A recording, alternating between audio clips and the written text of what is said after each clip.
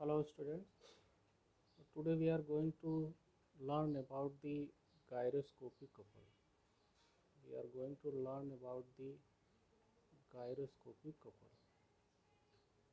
So the word gyre, it simply indicates it is a its meaning is circular motion. The word gyre, its meaning is circular motion, while the word gyration, its meaning is whirling motion. Its meaning is whirling motion. So this gyroscopic effect, basically it is a spatial mechanism. It is a spatial mechanism which is used for the study of which is used for the study of precessional motion, precessional motion, precessional motion of a rotating body, precessional motion of a rotating body, rotating body. So to measure or to see this effect, we use an instrument, and that is known as a gyro compass. Gyro compass, it is an instrument which is used for the study of the gyroscopic couple. This particular effect, gyroscopic couple, it is realized or it is felt generally when when a vehicle is negotiating a turn, negotiating a turn, and in the it is used in aircraft as well as aircraft, naval ships also felt gyroscopic couple in the naval ships, as well as it is also used or it is also felt in the control of missiles and space shuttle space shuttle. So let us realize what is the gyroscopic couple. Basically, these are the field where we use gyroscopic couple. It is used in the navigation of the ships, aeroplane, naval ships, in the control system, as well as this is also felt when a vehicle, whether it is two-wheeler or four-wheeler, when it is negotiating a turn, when it is taking a turn. So during the turn, this gyroscopic effect is produced.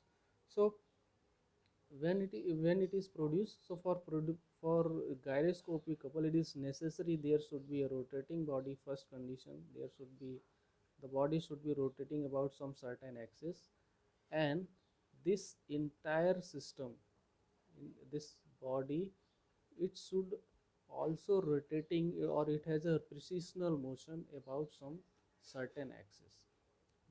This rotating body, it is having a it is rotating some another axis. So for the example, let us take, suppose if we have a car and that car is moving on a circle. This car is moving on the circle, and if you consider the driver of the car, driver of the car, so this driver simply, along with car, it is moving on this circle, or we can say this is moving on the circular path.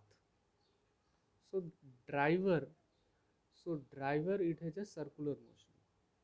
Driver, it is moving on the circle, so it is a circular motion.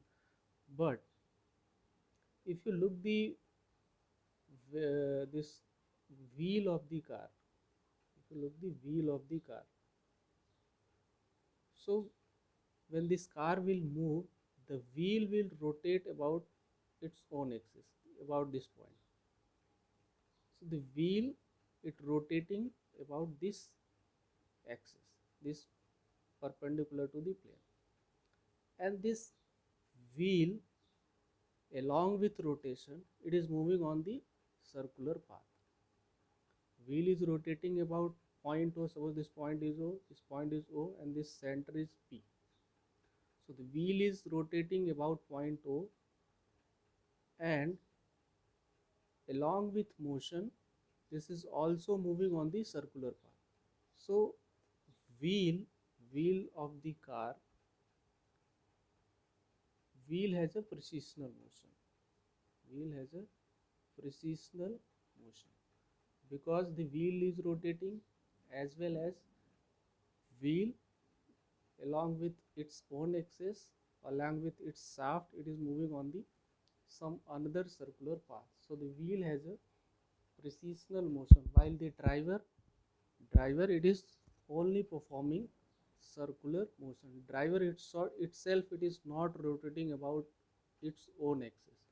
Driver is stationary, he is simply sitting on the seat, but it is moving on the circular path, while the wheel, it is rotating, as well as this entire system is moving on the circular path. So for the wheel will felt gyroscopic effect. So moving the head, let us look what how to calculate this gyroscopic couple. So for finding the gyroscopic couple, we have to understand what is the angular acceleration. We have to understand what is the angular acceleration. So generally, as we define acceleration, linear acceleration, it is defined the rate of change of linear velocity. Simply this angular acceleration, that will be defined as the rate of change of angular velocity. Rate of change of angular velocity. Angular velocity. And this angular velocity we represent as a symbol omega. Rate of change of angular velocity. Now this velocity, it is a vector quantity. Velocity, it is a vector quantity, and vector has a magnitude as well as direction. Vector has a magnitude as well as a direction. So either magnitude will change or direction will change. We notice there will be change in the vector.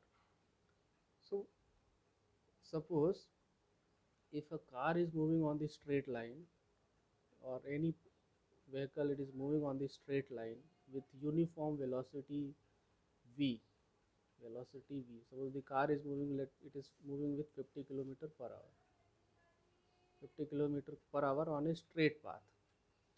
So if I ask what is the acceleration of the car, acceleration of this car, since this car is moving with uniform velocity, uniform velocity, that is not changing with time, so it is moving with uniform velocity 50 kilometer per hour, as well as it is moving on the same direction, same straight path, same straight path. So magnitude is also conserved, it's constant, and direction, it is also constant. So both the magnitude and direction both are same. So that is why acceleration will be zero, because there is no change in velocity. Velocity, it is moving with uniform velocity, so 50 kilometer per hour, its velocity is constant, so change in velocity delta will be zero. But suppose same car, if it starts moving on the circular path or any curve path, any curve path, so what will we notice? Suppose same, it is moving with 50 kilometer per hour, again 50 kilometer per hour. Here speed of this car, speed, oh, what it is speed, speed of the car, it is unique because this is a scalar quantity, so this will be 50 kilometer per hour. But the velocity is a different quantity, it is a vector quantity. So velocity, it depends on magnitude as well as direction. So when this car will move on this circular path, so we will notice the direction of the car, it is changing at every point and it will be tangential to the curve. Suppose at this particular point, what will be velocity? So this will be the direction of velocity. At this point, this will be the direction of velocity. Likewise, so at different point, velocity is different. Direction of the velocity is different, but magnitude is same. Again, this is 50 kilometer per hour, 50 kilometer per hour. But at every point, direction is different. So that is why here the car have some acceleration. Though its velocity, though its speed is uniform, but since there is a change in the direction of the velocity, velocity की direction में continuously change हो रहा है, because of that we will notice acceleration. Speed will remain same. Speed, this is a vector scalar quantity, so speed will remain same, but the vector, that is velocity, that will change because the change in direction, not in magnitude. But here both magnitude as well as direction, both are not changing, so that is why acceleration will be 0. So with this idea, let us move ahead to let us look how to calculate this angular acceleration. For that, let's move on the next page. Suppose,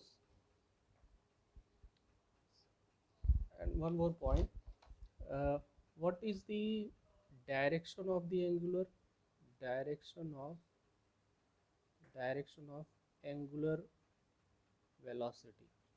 Angular velocity, to find out the velocity, because this is a vector quantity, so it is represented by a vector. The length of the vector will represent its magnitude, and this arrow will indicate direction. The length will indicate magnitude and the arrow will indicate direction. Suppose if you have a disk, this is the disk, and this is the center of the disk, and if you look from the top, suppose this is rotating in the clockwise direction. If you look on the top, this disk is rotating in the clockwise direction.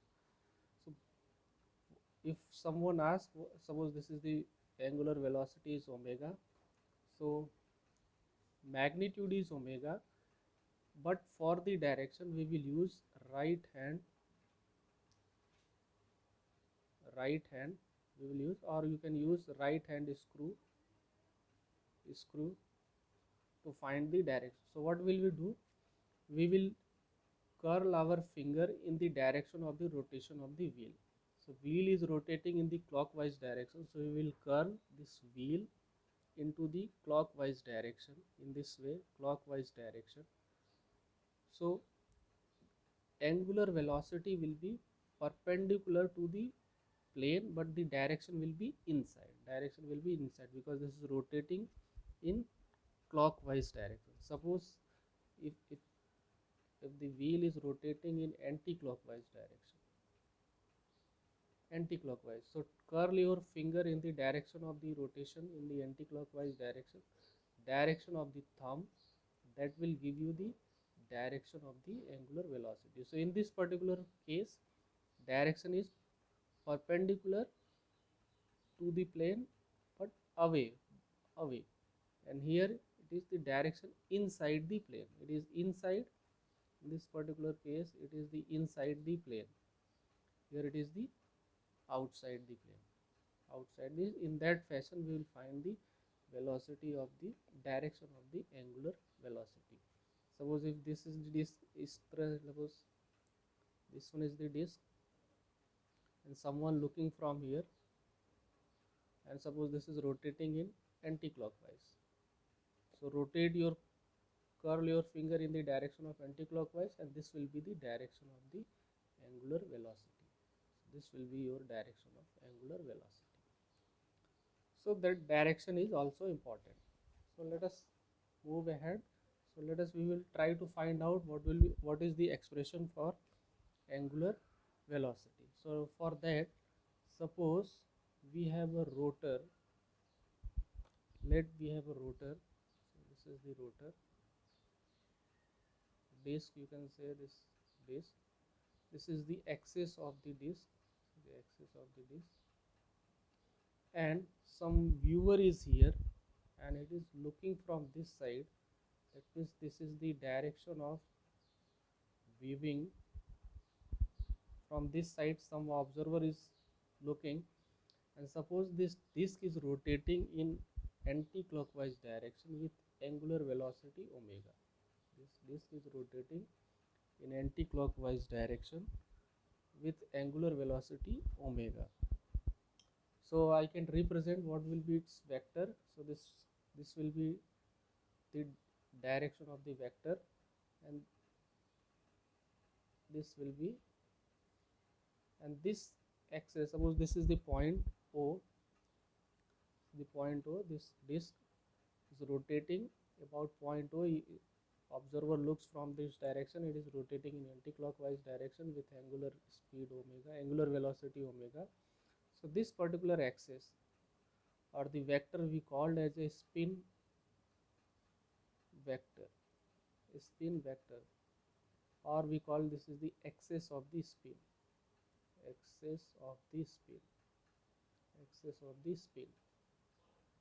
and let, because we want to find acceleration, so we assuming that the angular velocity of this, it is changing with time. So let at after delta t time, let this is the new position of the disk. This is the new position of the disk. This is the new position of the disk. And suppose this disk is rotated about point O through an angle delta theta. So this is the first spin or the first spin vector, and this will be your new axis of spin. This is the initial position.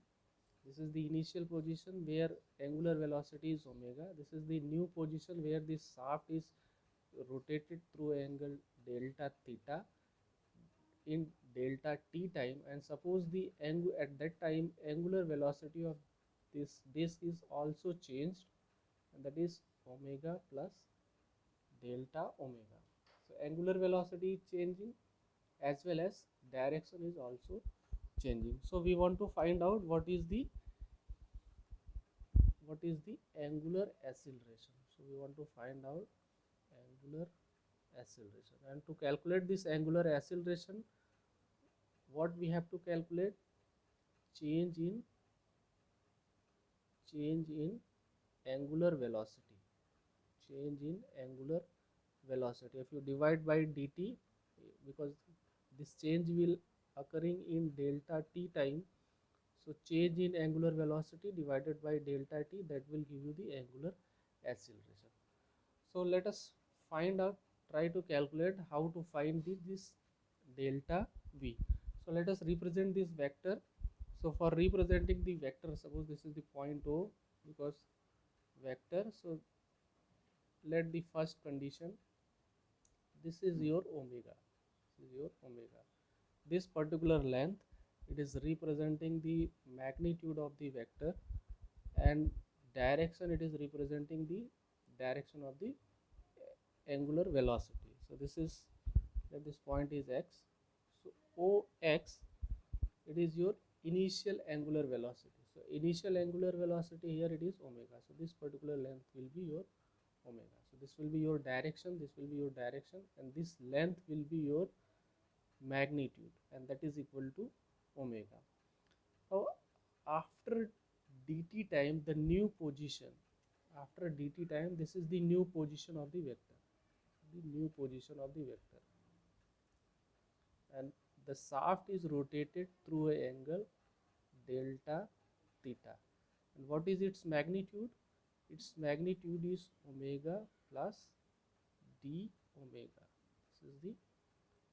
This is the initial angular velocity. This is the angular velocity after time dt. So this will be your new vector. So we want to find out the change in velocity. So change in velocity, how we find change in vector? Final vector minus initial vector. Change in vector, it is final vector minus initial vector. So this is final vector, this is the initial vector. So if I join this,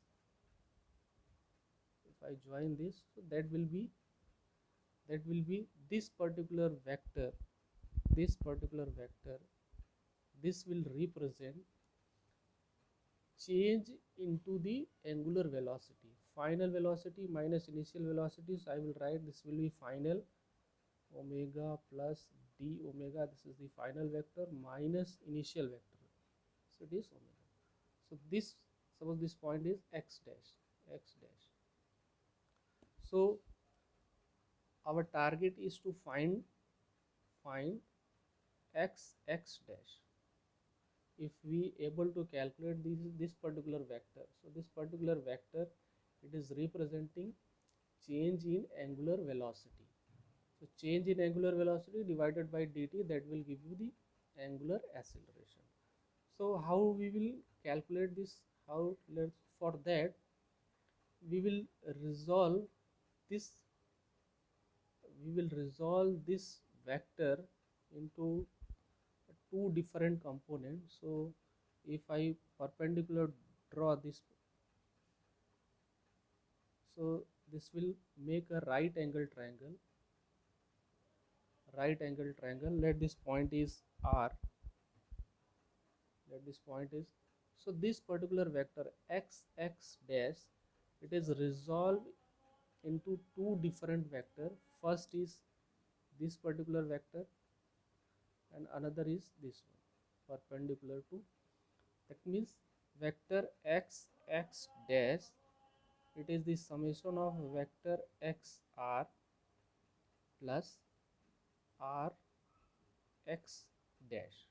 This, if we add up, so we will get the vector x dash. It is the vector summation of xr plus r x dash. So now we will calculate what is this vector and what is r x dash. So for calculating that,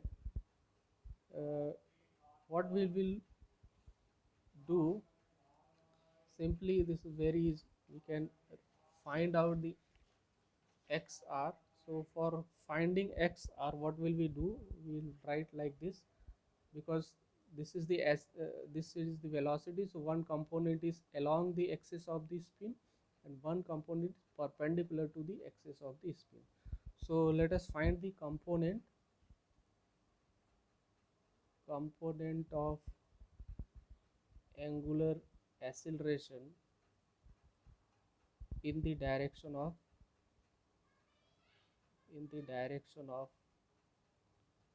ox. Ox mean it is in the direction of the axis of the disk, in the disk. So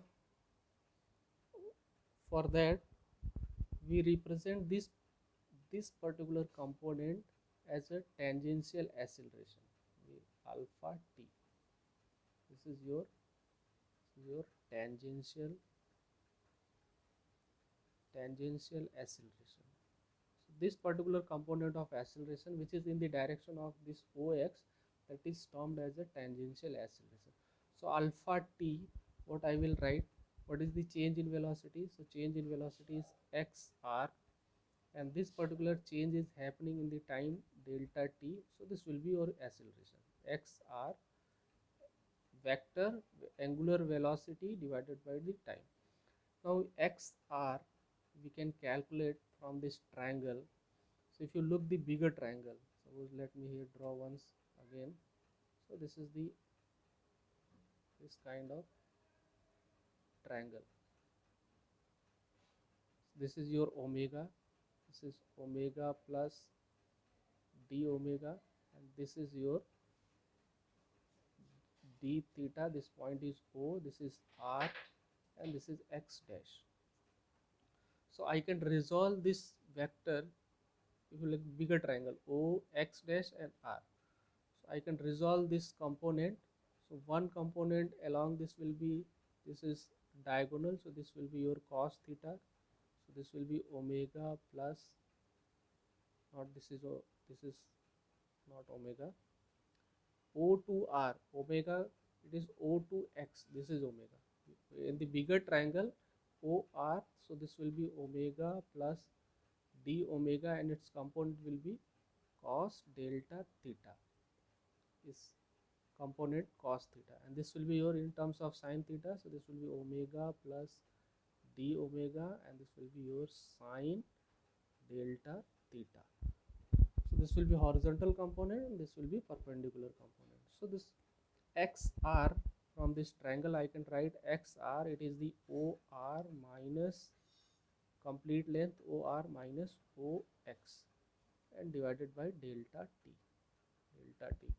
And O to R, from this triangle O to R, it is omega plus d omega, so I can write this is omega plus d omega cos delta theta minus OX. O to X, it is your omega, and divided by delta t. So now you will simplify. Let us assume this theta is very small, d theta is very small, so it is very small, so we can approximate cos delta theta, it is equal to 1. So in that case this term will be 1, so I can write this will be 1, this your term will be 1, because this is very small, and this simply comes out delta omega over delta t, and this is your alpha t. And this change is happening in the very small time. Again, this time is very small, dt is very small, so, or tending towards 0. So I can represent this like this particular alpha t, it can be written as the limit delta t is tending towards 0, and this will be d omega over dt, because this change, it is occurring in a very small time. So I can replace this partial differentiation into total differentiation, so that will be your d omega over dt, and that is equal to alpha t. So this is the first component of the acceleration, which is in the direction of the axis, in the direction of ox. So this is your tangential acceleration alpha t. In the similar fashion, we can calculate the component of acceleration which is perpendicular to the ox. So for that, let us similar triangle, let us component of acceleration perpendicular to ox, and that is termed as a centripetal acceleration. That will be your centripetal acceleration, and we represent as alpha c. So I will write alpha c. For alpha c, what, this will be your length vector, so rx dash, and divided by time, rx dash over time, so that will be your angular acceleration. And now from the triangle here, from this particular triangle, I can represent this xr dash, this can be written as omega plus d omega, and into sine d theta over delta t. Now again assumptions, sine this delta theta is very small, so if this is the condition, so we can approximate sine delta theta as a d theta, sine theta may be approximate as a sine theta, so this will be your d theta. So on simplification, this particular term, this d theta, so I will write this is omega plus d omega d theta and divided by dt. Now here one more assumption. If you multiply, so we get for two terms, omega d theta plus d omega d theta and divided by dt. Since this is a very small quantity and d omega is also very small quantity, so multiplication of these two, again this will be much more smaller, so this can be approximated as a 0. So I can replace this term as a 0. So finally alpha C it comes out omega d theta over dt. Again put when this delta t is tending towards 0, so I can write alpha C, it is limit delta t tending towards 0, so this will be omega d delta t, and simply this total partial, this can be replaced as a d theta over dt, and this is your alpha C. This is the component which is perpendicular to the axis, and this is the component, first component, which is along the axis. Now the total acceleration from this figure, what we want to calculate, x dash, and it is the summation of xr and xr dash. So this alpha C it is xr dash and alpha t it is your xr. So the total angular acceleration I can write alpha, it is the summation of alpha C plus alpha t. So the alpha will be first term, this will be d omega over dt plus omega d theta over dt. So this will be the expression for angular acceleration. This is the expression for angular acceleration. So here you can see there are two different terms. One is angular tangential acceleration and another acceleration is the centripetal acceleration. Now this, if you look this d theta by dt, what it is? So from this figure if you look, what does the d theta by dt? So what is d theta by dt? So d theta by dt, it indicates how this axis is changing its position. Rotor को भूल जाओ, rotor is the another thing. Now you look the axis, or what, how this axis is rotating about point O. ये जो axis है, this particular axis, how it is rotating about point O. So उसकी velocity I can represent, this is the change in d theta, this is the change in position, and divided by dt, that will give you the velocity. So basically this d theta by dt from this, from here I can represent like this. This is the angular velocity of the spin vector. Spin vector की angular velocity, how this spin vector is changing its position. So the velocity of the spin vector, it is d theta by dt, spin vector, and that is termed as a precessional angular velocity, or this d theta over dt, what is it is from the figure once more, from here no problem, d theta by dt, it is the angular velocity, this is the angular velocity of the spin vector, how this axis of the rotor is changing with respect to time. So we represent this as a omega p. But this particular omega, it is the angular velocity of the disc. This disc is rotating with angular velocity omega, this is omega, but this omega p, it is the angular velocity of the spin vector. ये vector कैसे change हो रहा है, that is your omega p. So we call this is a precessional angular velocity, or angular velocity of precision, angular velocity of precision. So I can write this expression in, finally this will be alpha, this is equal to, this will be your d omega over dt plus, this is the angular velocity of the disk, and this will be your precisional angular velocity.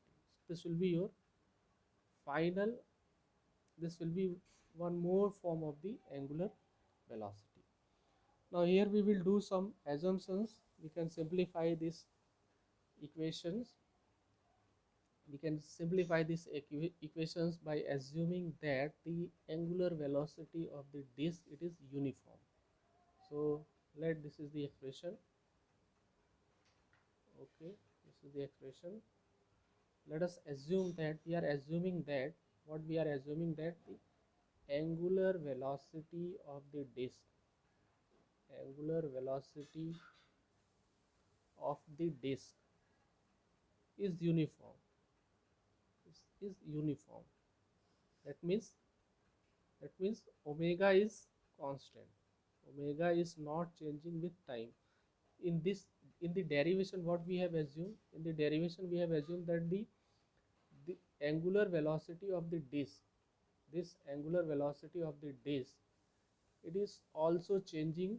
यहाँ पे omega है, here it is omega plus d omega, it is continuously changing. But now we are assuming that the omega is uniform, only it's, so when omega is uniform, so in that case alpha will be, from this equation alpha will be, so general equation is alpha d omega by dt plus omega and omega p, omega and omega p. So here since omega is constant, so d omega by dt will be 0. D omega by dt will be 0 because the differentiation of any constant quantity will be 0. So this term will disappear from the expression. So the alpha finally it comes out omega into omega p. Remember this particular, it is the special case and it is applicable only when omega is constant. Omega is constant means angular velocity of the disk is uniform. And this acceleration we called as a gyroscopic acceleration. This acceleration is called gyroscopic acceleration. So this acceleration we called as a gyroscopic acceleration, and where it comes out, it comes out from the general acceleration, general expression, where we are assuming that the acceleration of the disk, it is uniform. So in that way we find the expression for gyroscopic acceleration. So this is the first, where we have drawn this vector diagram and we have resolved this vector along the axis and perpendicular to the axis. Along the axis, that will be your tangential acceleration, and perpendicular to the axis, that will be your centripetal acceleration. The net acceleration will be the summation of the angular acceleration and tangential acceleration. Substitute these values, you get final, this is the expression for angular acceleration, where omega is the angular speed or angular acceleration of angular velocity of the disk, and omega p, it is the angular velocity of the precision.